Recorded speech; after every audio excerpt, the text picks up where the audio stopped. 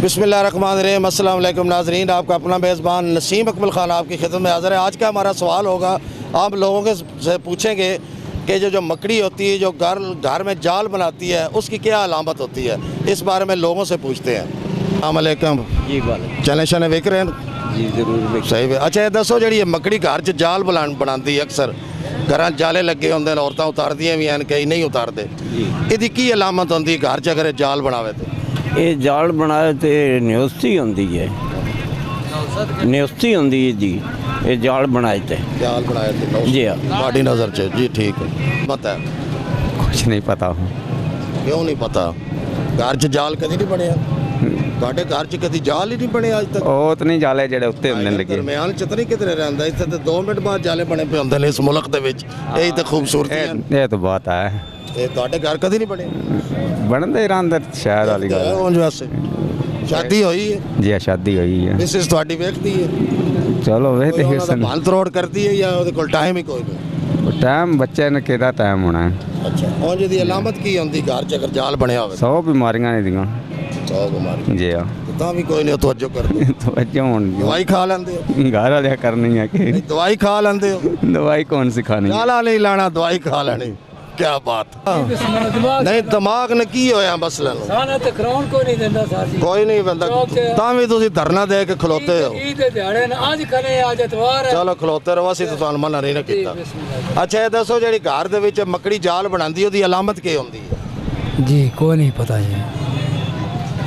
ये सारी उम्र जंगलों च कट छड्डी जे। जंगली असं जंगली लोग असं जंगली लोग अनपढ़।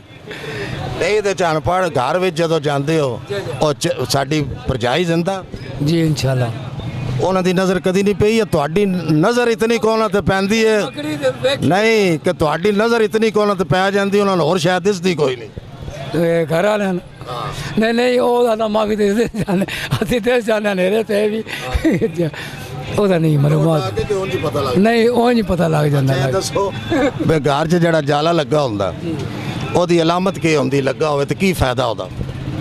ਉਹਦਾ ਫਾਇਦਾ ਤਾਂ ਨਹੀਂ, ਉਹਦਾ ਨੁਕਸਾਨ ਆ ਨਹੀਂ ਅੱਛਾ ਹੁੰਦਾ।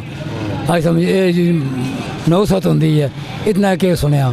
ਅੱਛਾ ਜੀ ਹਾਂ ਲਾਂਦੇ ਆ ਉਹ ਜੀ ਲਾਂਦੇ ਜੀ ਬਿਲਕੁਲ ਜੀ। ਰੋਜ਼ੇ ਸ਼ੋਜ਼ੇ ਜਾ ਰਹੇ ਹੋ? ਅਲਹਮਦੁਲਿਲਾ ਠੀਕ। ਦੱਸੋ ਜਿਹੜੀ ਘਰ 'ਚ ਮੱਕੜੀ ਜਾਲਾ ਬਣਾਉਂਦੀ ਹੈ ਜੀ ਉਹਦੀ ਅਲਾਮਤ ਕੀ ਹੈ? ਇਹ ਕੋਈ ਪਤਾ ਨਹੀਂ, ਘਰ 'ਚ ਜਾਲਾ ਬਣਿਆ ਕਦੀ? ਨਹੀਂ ਕਦੀ ਨਹੀਂ ਬਣਿਆ। ਵੇਖੀ ਨਹੀਂ ਕਦੀ? ਵੇਖੀ ਨਹੀਂ ਕਦੀ ਦਿੱਤਾ? ਧਿਆਨ ਹੀ ਨਹੀਂ ਕਦੀ ਹੋਇਆ, ਬਾਹਰ ਹੋਵੇ ਤਾਂ ਕਿਤੇ ਧਿਆਨ। ਭਰਜਾਈ ਲਾ ਲੈਂਦੀ ਹੋਣੀ ਸ਼ਾਦੀ ਕੋਈ ਨਹੀਂ ਹੋਈ ਅਜੇ? ਅਜੇ ਵੀ ਕੁਆਰਾ ਹੀ ਭਾਈ ਦੀ ਬੇਗਮ ਤੇ ਹੋਣੀ ਇੱਕੋ ਹੀ ਆ।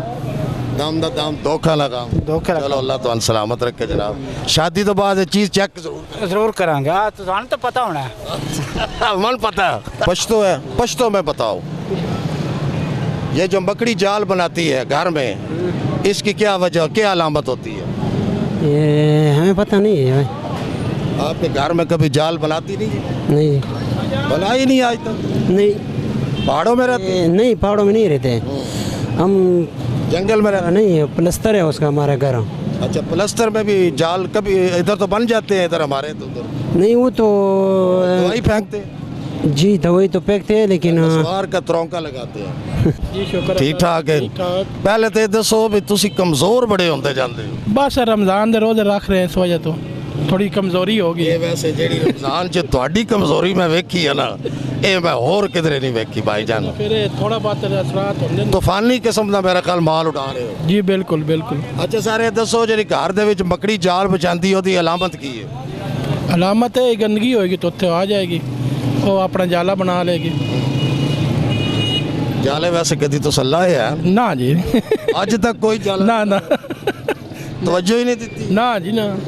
यार तो अंत सफाई पसंद होना जी बिल्कुल। तो मेरा सिर्फ पैगाम है कि दूजे इलाके सोमवार ਨੂੰ 27ਵੀਂ ਰਾਤ है, इबादत जरूर। साडी मस्जिद च लाजमी तुसा तशरीफ ले आनी तो ये याद रखना। अच्छा जी, आज का हमारा सवाल था कि जो मकड़ी घर में जाल बनाती है उसकी क्या अलामत है? मकड़ी का घर में जाल बनाना बेबरकती की अलामत होती है, बेबरकती होती है जिस घर में मकड़ी के जाल बने होते हैं।